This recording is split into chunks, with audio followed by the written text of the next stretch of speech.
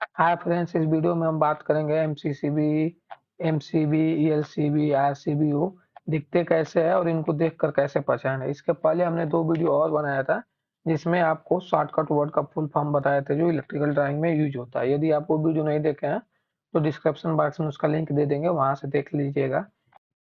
एक बार और full form देख लेते हैं। तो एमसीबी का होता है मिनिएचर सर्किट ब्रेकर, एमसीसीबी का होता है moulded case circuit breaker, ELCB का होता है अर्थ लीकेज सर्किट ब्रेकर, आरसीसीबी का होता है residual current circuit breaker, RCB का होता है रेसिडुअल करंट ब्रेकर, आरसीडी का होता है रेसिडुअल करंट डिवाइस। ये तीनों एक ही तरह होते हैं, आरसीसीबी, आरसीबी, आरसीडी।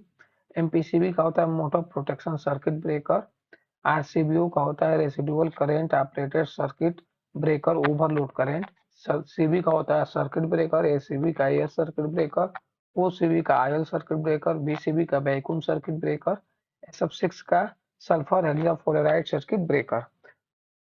अब इनका हम पिक्चर देख लेते हैं। तो जो आप ये देख रहे हैं सिंगल पोल का एमसीबी है, एबीबी का एबी आपका डीपी है यानी डबल पोल का एमसीबी है। इसी तरह ये ट्रिपल पोल के एमसीबी को टीपी बोलते हैं।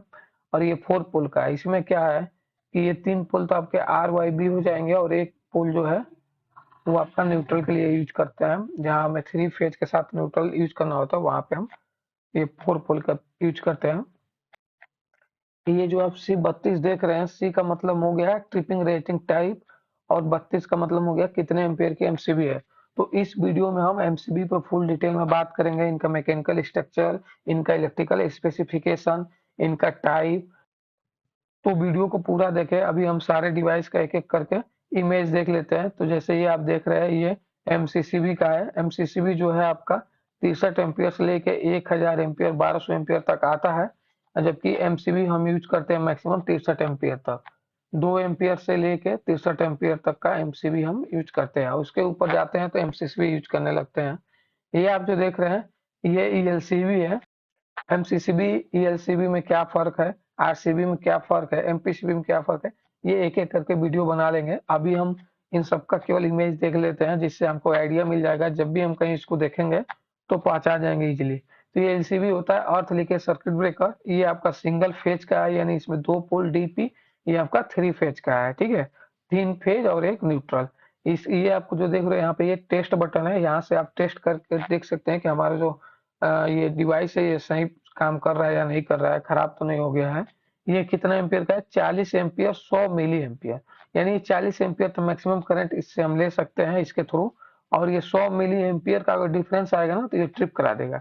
सपोज करिए कि आपके घर में ये लगा हुआ है और कहीं से करंट लीकेज करने लगा और 40 मिली एम्पियर का डिफरेंस आने लगा इनपुट और आउटपुट में, तो ये क्या करेगा, सिस्टम को ट्रिप करा देगा।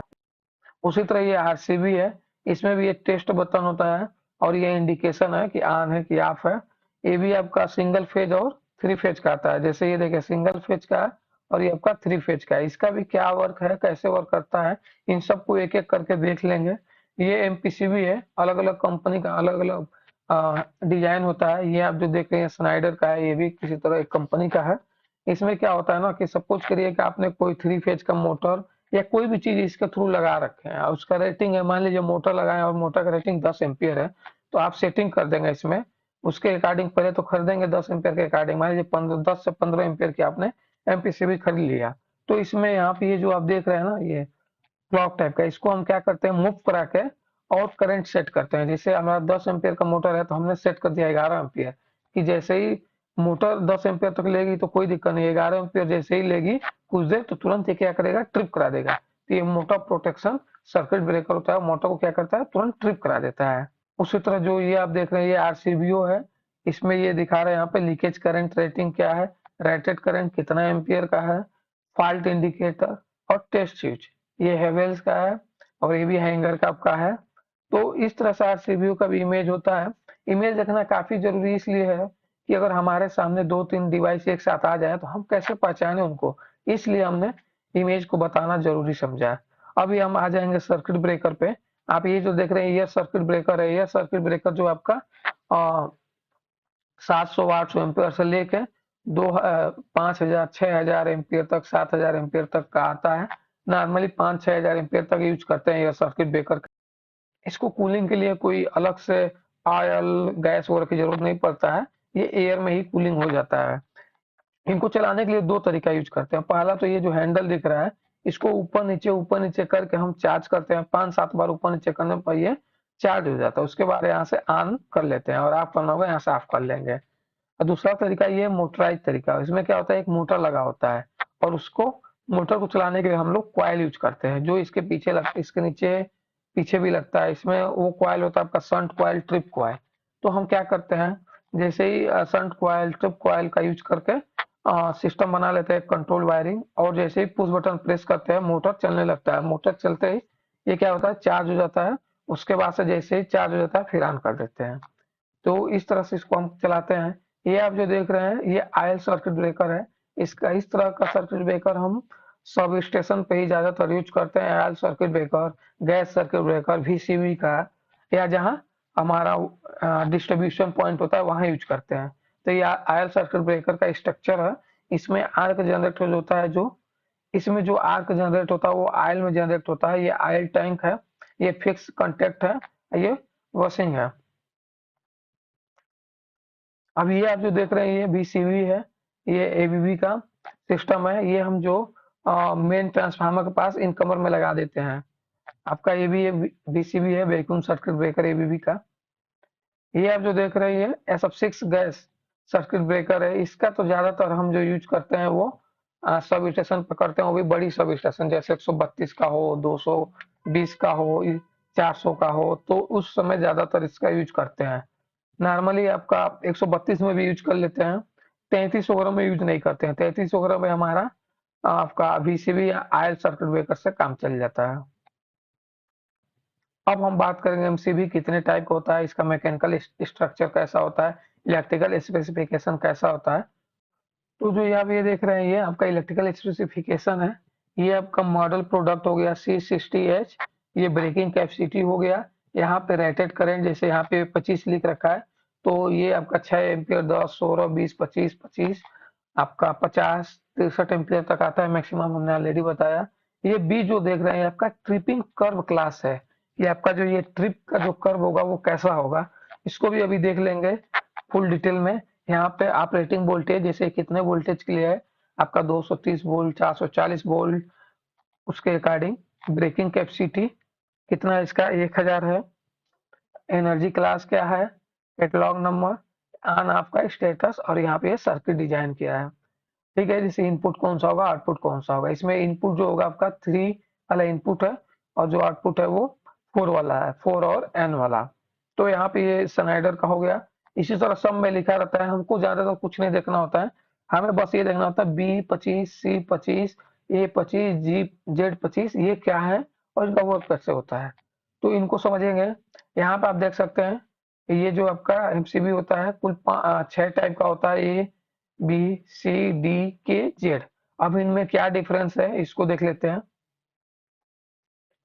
तो ए टाइप का जो आपका एमसीबी होगा वो रेटेड करंट के 2 से 3 गुना पे ट्रिप कराएगा। सपोज करिए कि आपने जो एमसीबी लिया वो 10 एम्पियर का है, तो अगर क्लास ए टाइप का होगा तो उसमें 10 एम्पियर से डबल यानी 20 एम्पियर से लेके 30 एम्पियर तक का करंट फ्लो करेगा, तो क्या करेगा, ट्रिप करा देगा। 20 और 30 के बीच में जैसे ही करंट फ्लो करेगा ट्रिप करा देगा। वो कितने सेकंड में ट्रिप कराएगा, तो चीज आप यहाँ पे देख सकते हैं। 0.04 से लेके 13 सेकंड के बीच में क्या करेगा, वो आपका ट्रिप करा देगा। बी और ए दोनों लगभग इसी क्लास में ट्रिप करा देता है। ये अभी बी का है। क्लास बी टाइप आपका 3 से 5 गुना का होता है। जैसे सपोज करिए अगर 10 एम्पियर का है तो 30 एम्पियर से लेकर 50 एम्पियर के बीच में जैसे ही करंट फ्लो करेगा वो क्या करेगा, आपको ट्रिप करा देगा। और वो टाइमिंग जो होगा 0.04 से लेकर 13 सेकंड के बीच में क्या करेगा, ट्रिप करा देगा।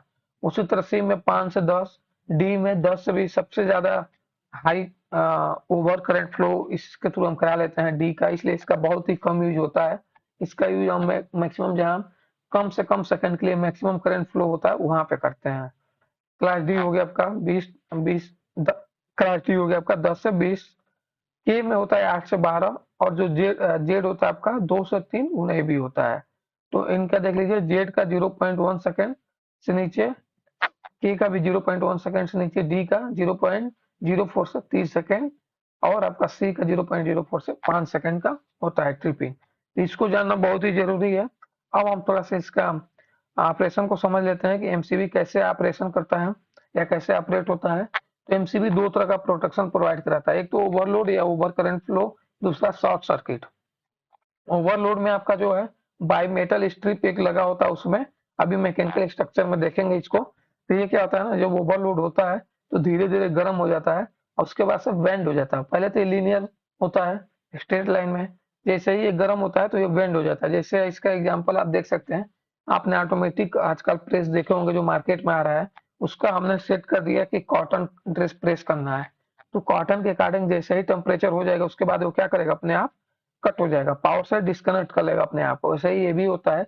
इसका रेटिंग अगर मान लीजिए बी टाइप का है, तो हमने देखा है कि बी टाइप जो है आपके 3 से 5 गुना ज्यादा करंट फ्लो कर सकता है बी टाइप में। तो जैसे ही 3 से 5 गुना के बीच में करंट फ्लो करेगा, ये गर्म होने लगेगा और उसके बाद 0.04 सेकेंड और 13 सेकेंड के बीच में ये क्या करेगा, ट्रिपिंग करा देगा। सपोज करिए 5 गुना करंट फ्लो करने लगा तो 0.04 सेकेंड में ट्रिप करा देगा। अगर 3 और 4 के बीच में है तो हो सकता है 13 सेकेंड में या 10 सेकेंड 8 सेकेंड में क्या करे, इसको ट्रिप करा दे। तो ये हो गया आपका। और उसके बाद सब देखते हैं शॉर्ट सर्किट। शॉर्ट सर्किट में क्या है, अचानक से करंट बहुत ज्यादा आपका फ्लो हो जाता है। जैसे ही आपने ऑन किया, मान लीजिए 10 एम्पीयर के एमसीबी है और शॉर्ट सर्किट है, तो अचानक से इसमें 100 गुना करंट यानी 50 गुना करंट, 10 गुना करंट फ्लो करने लगेगा। तो इसमें क्या होता है, एक सोलेनोइड कॉइल लगा होता है जो तुरंत ऑपरेट होता है और इसको डिस्कनेक्ट कर देता है पावर को। तो अब इस चीज को देख लेते हैं, ये मैकेनिकल स्ट्रक्चर है। सबसे पहले यहाँ पे देखेंगे, ये क्या आपका इनकमिंग अपर टर्मिनल है, यहाँ पे हम इनपुट सप्लाई देंगे और यहाँ से आउटपुट ले लेंगे, ठीक है। ये ड्रीन ड्रीन रेल है, मतलब इसको एमसीबी को होल्ड करने के लिए। यहाँ पे आप जो देख रहे हैं ऑपरेटर, ये जो काला वाला दिख रहा है, इसी को हम ऊपर नीचे करके ऑन ऑफ कराते हैं। ये ऑपरेशन में ऑपरेटिंग मैकेनिज्म है, इसके थ्रू ये सिस्टम ऑन ऑफ होता है, ठीक है। ये ट्रिपिंग लीवर है, यहाँ से ये ट्रिप होता है। अब देखिए thermal protection by metal. By metal का मतलब ये होता है कि कम से कम 2 मेटल को मिलाकर ये आपका मैकेनिज्म बना है या डिवाइस बना है, ठीक है। जैसे ही ये हीट होगा ये अपने आप को बेंड कर लेगा, या तो नीचे या तो ऊपर, और ये पावर आपका यहाँ से डिस्कनेक्ट हो जाएगा। यहाँ पे आप ये इलेक्ट्रोमैग्नेटिक ट्रिपिंग कॉइल देख रहे हैं। बहुत ज्यादा जब करंट फ्लो होता है तो ये, अब ये का इसका मान लीजिए समय है कि 0.04 से लेके 13 सेकंड के बीच में हीट होकर उसके बाद बेंड होगा। बट अगर शॉर्ट सर्किट है तो तुरंत ही आपका 10 एम्पियर का एमसीबी है तो 100 एम्पियर, 200 एम्पियर, 1000 एम्पियर, 500 एम्पियर तक करंट फ्लो हो सकता है। तो उस कंडीशन में तुरंत कॉइल ऑपरेट होता है और इसको पावर को या सिस्टम को डिस्कनेक्ट कर देता है पावर से। ये आपका फिक्स कनेक्ट कंटेक्ट है, ये मूविंग कंटेक्ट है। तो आशा करते हैं आपको वीडियो पसंद आया होगा। अगर कोई चीज न समझ में आ रहा है तो आप कमेंट करके पूछ सकते हैं। अगर वीडियो पसंद आ रहा है तो अपने दोस्तों में शेयर करें, चैनल को सब्सक्राइब करें। थैंक यू वीडियो देखने के लिए।